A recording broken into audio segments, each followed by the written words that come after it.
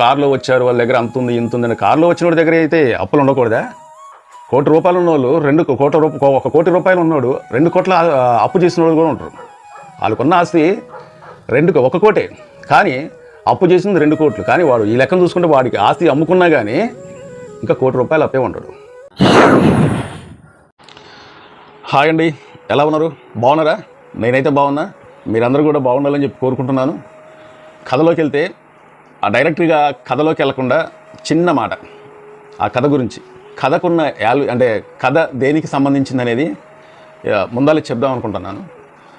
ఈ కథ ఏంటంటే డబ్బు లేనిదే ఏ గౌరవం, ఏ మర్యాద, ఒక నలుగురిలో తిరగాలన్నా కానీ ఈ రోజుల్లో డబ్బే ప్రాధాన్యత చాలా బాగా ఇస్తుంది. ఆ డబ్బు ఉన్న వాళ్ళకి ఒక రకంగా, డబ్బు లేని వాళ్ళకి మరొక రకంగా ఉంటుందన్నమాట ఈ సమాజంలో. ఆ డబ్బు ఒక పేదవాడి మీద ఎంత ప్రభావం చూపిస్తుంది, ఏ విషయంలో అయినా సరే పేదవాడి మీద ఎంత ప్రభావం చూపిస్తుంది అనే ఒక సారాంశంతో ఈ కథ అనేది తీసుకొచ్చాను నేను. ఈ కథ ఏంటే మీకు కూడా అర్థమైంది. సరే, ఈ కథలోకి వెళ్ళిపోదాం. ఒక బ్యాంక్కి ఒక ముసలావిడ, మ్యాక్సిమం ఒక 60 ఆ ఏజ్ గల ఆవిడ, ఒక చిన్న సంచి అంటే మన అప్పట్లో చేతి సంచి అనేటోళ్ళు తెలిసే ఉంటుంది మీకు. అదే అంటే సిమెంటు బస్తాలతో కూడిన సంచులు చేతి సంచి అనే ఒకప్పుడు ఉండే అనమాట. ఆ సంచి పట్టుకొని దాంట్లో బ్యాంకుకు సంబంధించిన బుక్ పట్టుకొని, అకౌంట్ బుక్ పట్టుకొని దాంట్లో వేసుకొని ఒక బ్యాంక్ వెళ్తుంది అనమాట. ఆమె చూడటానికి ఒక కూలి పని చేస్తుంది అన్నట్టుగా ఆమె రూపం అలా ఉంటుంది. కూలి పని చేసే ఆమె అంటే చూసినమ్మటే ఆమెని చెప్పేయచ్చు అనమాట, ఇవి కూలి పని చేసే ఆమె ఇదని. సరే, ఆ కూలి పని చేసే ఆమెని మనం ఎలా చెప్తున్నామంటే ఆమె రూపం అలా కానొస్తుంది. ఆమె బట్టలు కూడా ముతక బారిన బట్టలతోని అలాగా కనబడుతుంది. చూసినప్పుడే ఎవరైనా కానీ ఆమె అంటే లేనామన్నట్టుగా అర్థమైపోయింది అనమాట. ఆమె ఏం చేస్తుందంటే ఒక బ్యాంక్ వెళ్తుంది. బ్యాంక్ వెళ్ళిన తర్వాత అక్కడ కొంత రష్ ఉంటుంది అనమాట. ఆ రష్ ఉంటే ఇక సరే, కాగితం స్లిప్ రాసుకొని లైన్లో నిలబడాలి కదా, మరి ఏమన్నా డబ్బులు ఏమైనా అవసరం అయితే సరేలేని చెప్పేసి ఆమె కాగితం వేరే వాళ్ళతో రాపించుకొని ఆ లైన్లో వెళ్ళి నిలబడిన తర్వాత సరే, అంటే మన అక్కడ ఉన్న కౌంటర్లో ఉన్న వాళ్ళు ఉన్న ఆయన కాదు, ఒక ఆవిడ, ఆమె రాస్తూ ఉంటాం ఎవరెవరికి ఎంతెంత డబ్బులు కావాలనేది ఆ స్లిప్ చూసేసి ఇస్తూ ఉంటుంది. చాలా లేట్ అయిపోయింది అనమాట, ఎందుకంటే జనాలు అంతగా ఉన్నారు. ఏమో నిలబడిన తర్వాత సరే దగ్గరికి వెళ్ళిపోయింది కౌంటర్ దగ్గరికి వెళ్ళిన తర్వాత అప్పటికే దగ్గర ఒక గంటన్నర దాకా వెయిట్ చేసింది ఆమె. గంటన్నర దాకా వెయిట్ చేసి ఆమెకు ఎంతైతే అమౌంట్ కావాలో ఆ స్లిప్ మీద రాసుకొని ఆ బుక్తో పాటు ఆ స్లిప్ అనేది ఆమెకి ఇస్తుంది. ఇచ్చిన తర్వాత ఆమె ఆ మేడం గారికి ఇచ్చిన తర్వాత చూస్తుంది అన్నమాట ఎంత రాశారు ఏందనేది. దానివల్ల 500 రాసిద్ది అనమాట, 500 రూపాయలు కావాలి అని చెప్పి రాసిన తర్వాత ఆమె ఏం చేస్తుంది, అమ్మ 500 రూపాయలు తీయాలంటే ఇక్కడ కుదరదు, 500 రూపాయలు మా బ్యాంకులో రావు, నువ్వు బయట ఎక్కడన్నా ఏటీఎంలో తీసుకో అంటే, అమ్మ నాకు ఏటీఎం లేదు, నాకు ఈ డబ్బులు కావాలనే ఉద్దేశంతోనే నేను వచ్చానంటే 500 రూపాయలు అంటే కుదరదమ్మా అని చెప్పేసి ఆమె సత్యమేరగా చెప్పేస్తాను అనమాట.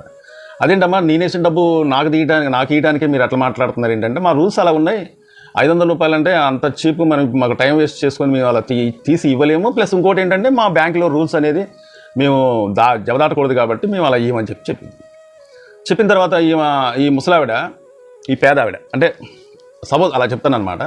ఆమె ఏం చేస్తుందంటే, మరి అప్పటికి ఒక గంట 2 గంటలు దగ్గర ఇంటికాంచి బయలుదేరి 2 గంటల దాకా కూడా వెయిట్ చేస్తూనే ఉంది.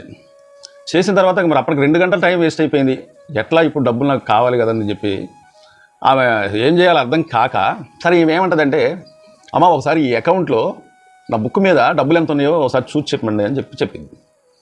చెప్పేలాడికి ఏందమ్మా నాకు టైం ఎందుకు వేస్ట్ చేస్తున్నావు నువ్వు, నాకు ఇంకా కస్టమర్స్ వస్తూ ఉంటారు, చాలా టైం అయిపోయింది, మరి నువ్వు పక్కకి వెళ్తే వేరే కస్టమర్స్ వచ్చి చేసుకుంటారు కంటే, అదేంటండి నా డబ్బులు వస్తాయి, నా డబ్బులు ఎంత ఉన్నాయో నేను చెప్పమంటున్నాను కదా అని చెప్పి ఆమె అన్న తర్వాత అప్పటికే సరేలేని చెప్పి కసిరించుకొని, సరే ఆ బుక్కి చూద్దాంలే అని చెప్పి ఆ బుక్ తీసుకొని దాంట్లో డబ్బులు ఎంత ఉన్నాయో ఇలాగా సిస్టంలో కొట్టి చూస్తే ఒకేసారి ఈమె షాక్ అయింది అనమాట. కళ్ళు ఆమెకి మైగంపోతాయి.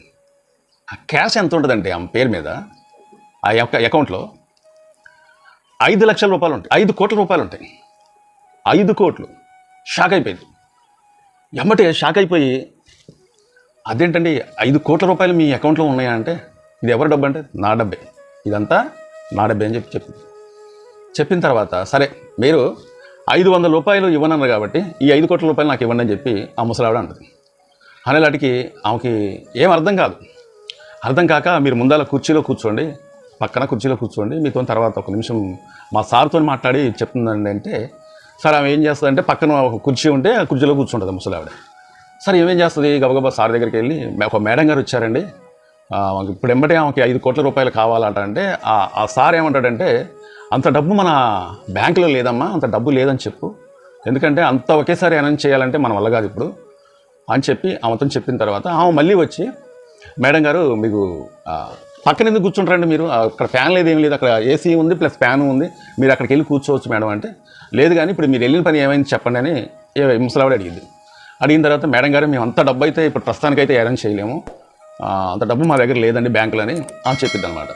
చెప్పిన తర్వాత, సరే మీరు ఎంత డబ్బు ఇవ్వగలరు, మీ బ్యాంకులో ఎంత ఉంది చెప్పండి అంటే, ఒక 30 లక్షల రూపాయలు అయితే మేము అరేంజ్ చేస్తామండి అని చెప్పి వాళ్ళు అన్న తర్వాత, సరే ఆ 30 లక్షల రూపాయలు ఉందంటున్నారు కదా, ఆ 30 లక్షల రూపాయలు ఇవ్వండి అని చెప్పి ఆమె ఆ ముసలావిడ వాళ్ళతో చెప్పిన తర్వాత, ఇక 30 లక్షల రూపాయలు ఆమెకి ఇచ్చేస్తారు. ఆమెకి ఇచ్చేసిన తర్వాత వెంబడే ఆ 30 లక్షల రూపాయల నుంచి మళ్ళీ ఆ ముసలావిడ ఒక 500 రూపాయలు తీసుకుంటుంది. 500 రూపాయలు తీసుకొని మళ్ళీ మిగతా డబ్బులు మొత్తం కూడా ఈ అకౌంట్లో వేసేయండి అని చెప్పి మళ్ళీ చెప్పింది అనమాట. చెప్పిన తర్వాత ఈ కౌంటర్లో ఉన్న మళ్ళీ షాక్, మళ్ళీ ఏం చేయాలి అర్థం కాదు. అంటే ఎక్కువ డబ్బు తీసుకుంటే తప్ప, ఎక్కువ డబ్బు తీసుకొని మనకి ఎంత కావాలో మళ్ళీ అంత తీసుకొని మళ్ళీ వేసుకోవచ్చు. ఇదే ఫార్ములా ఈ ముసలావిడ పాటిస్తుంది అనమాట. పాటించిన తర్వాత ఎప్పుడైతే ఈ డబ్బులు అనేది ఏమందో ఈ కౌంటర్లో ఉన్న మేడం మళ్ళీ షాక్ అవుతుంది అనమాట. అరే 500 రూపాయల కోసం మళ్ళీ 30 లక్షల రూపాయలు తీసుకొని మళ్ళీ వేసింది, ఒక 500 రూపాయలు తీసుకొని అని చెప్పి మళ్ళీ ఆమె ఏం చేసింది, సరే అని చెప్పి మళ్ళీ రాసుకుంది, సిస్టంలో ఫీడ్ చేసుకుంది అనమాట. ఈ కథ మీకు అర్థమయ్యే ఉంటుంది. ఇక్కడ ఏం కానొచ్చింది మనకి మెయిన్, అక్కడ ఆ ముసలావిడ వచ్చినప్పుడు, ఏందమ్మా మమ్మల్ని ఇంత చికా చేస్తున్నావు నువ్వు, నీకు చూసేదానికన్నా వెనకాల ఉన్న వాళ్ళని మేము చూసుకోవాలి, ఆ అకౌంట్లో ఎంత ఉన్నాయో చెప్పడానికి కూడా ఈమె చెప్పడానికి మా టైం ఎందుకు వేస్ట్ చేస్తున్నామని చెప్పింది ఈ మేడం గారు. ఈ ముసలావిడ ఏమంది, ప్లీజ్ చూడండి మేడం గారు, నాకు డబ్బులు అవసరం అంటే, ఆ అకౌంట్లో ఎంత ఉన్నాయో చెప్పి చూస్తే 5 కోట్ల రూపాయలు ఉంటాయి. 5 కోట్ల రూపాయలు ఉన్న తర్వాత ఈ గౌరవ మర్యాదలు అనేది ఈ ముసలావిడకి ఇచ్చిద్ది అనమాట. అంటే అంతకుముందు ఎందుకు ఇవ్వలేకపోయింది, ఇక్కడ ఏంటి మెయిన్ ప్రాధాన్యత, డబ్బు ఉండబట్టే ఆమెకు మర్యాద ఇచ్చింది. డబ్బు అసలు 500 రూపాయలు అయిన నాటి ఇక్కడ చీపు చూసిందనమాట. ఆ చీపు చూడటం వల్ల అక్కడ ఆవిడ ఎక్కువ డబ్బు అనేది లేదు కాబట్టి నేను చూడనని చెప్పింది. చూసారా, ఈ ప్రపంచంలో మెయిన్ ఇక్కడ డబ్బు అనేదే మనిషి చుట్టూ తిరుగుతుంది. డబ్బు లేనిదే దేనికి కూడా మనకి మర్యాద అనేది లేదని ఈ కథ చెప్తుంది. నేను చెప్పడం కాదు, ఈ కథ చెప్తుంది. వాస్తవాలకు వస్తే కూడా ఇది డబ్బే మెయిన్. ఆ డబ్బు అనేది ఉంటేనే ఇక్కడ మనిషికి వాల్యూ. ప్రతి ఒక్కరు అర్థం చేసుకునేది ఏంటంటే, పై మెరుగులు చూడకండి. అందచందాలు చూసి వాళ్ళేదో కారులో వచ్చారు, వాళ్ళ దగ్గర అంత ఉంది ఇంత ఉందని, కారులో వచ్చిన వాడి దగ్గర అయితే అప్పులు ఉండకూడదా? 1 కోటి రూపాయలు ఉన్నవాళ్ళు 1 కోటి రూపాయలు ఉన్నాడు 2 కోట్ల అప్పు చేసిన వాళ్ళు కూడా ఉంటారు. వాళ్ళకున్న ఆస్తి 1 కోటే, కానీ అప్పు చేసింది 2 కోట్లు. కానీ వాడు ఈ లెక్కను చూసుకుంటే వాడికి ఆస్తి అమ్ముకున్నా కానీ ఇంకా 1 కోటి రూపాయలు అప్పే ఉంటాడు. అక్కడ ఏంటి మెరుగు, అక్కడ మనిషి ఆకారం, వాళ్ళ ఇల్లు, బంగ్లా, ఆస్తి, ఇవి చూసి మనం వాళ్ళకి గౌరవం అనేది ఇస్తూ ఉంటాం. అవి చూడకుండా కేవలం మనిషి లెక్క చూడండి, మనిషికి గౌరవం ఇవ్వండి. ఈ వీడియో సారాంశం అదే. ఈ కథ మీకు నచ్చితే సబ్స్క్రైబ్ చేసుకోండి, షేర్ చేయండి, లైక్ చేయండి, కామెంట్ చేయండి. మా ఛానల్ పేరు BSR nice video. Thank you.